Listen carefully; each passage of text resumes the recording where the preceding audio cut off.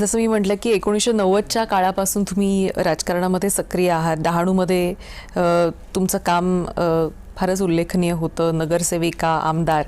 आता याच्या पुढचा राजकीय प्रवास ताई कसा असेल? काही रूपरेषा आखून ठेवली आहे का स्वतःसाठी?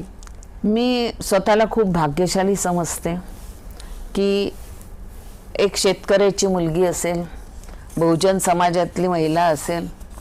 मला माझ्या पक्षाने खूप काही दिलं. त्याच्यामध्ये पहिले डहाणू नगरपालिकेची महिला नगराध्यक्ष होण्याचा सन्मान मला मिळाला. डहाणू नंतर मुंबईतील दहिसरची पहिली महिला आमदार होण्याचा मला सन्मान मिळाला. आणि पक्षाकडे पक्षनिष्ठा ही माझ्यासाठी सर्वस्व आहे की मला पक्षाने जे काही दिलं त्याच्यात मी समाधानी आहे. पण आम्ही जे दिवस बघत होतो की आज 2 खासदारांपासून देशाचं उच्चोत्तम स्थान राष्ट्रपती भाजपचे आहेत, प्रधानमंत्री भाजपचे आहेत, आमचे मुख्यमंत्री भाजपचे आहेत, पालकमंत्री भाजपचे आहेत, खासदार भाजपचे आहेत, आमदार भाजपचे आहे, महापौर आमचे आहे.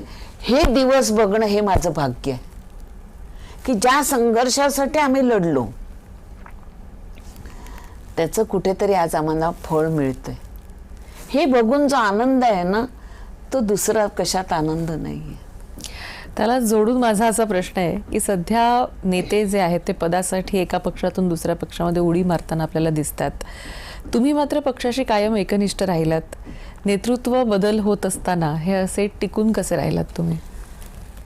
हे बघा, आम्ही फास्ट फूड नाही किंवा अजिनोमोटो नाही. आम्हाला पक्षनिष्ठा ही एकच निष्ठा आहे.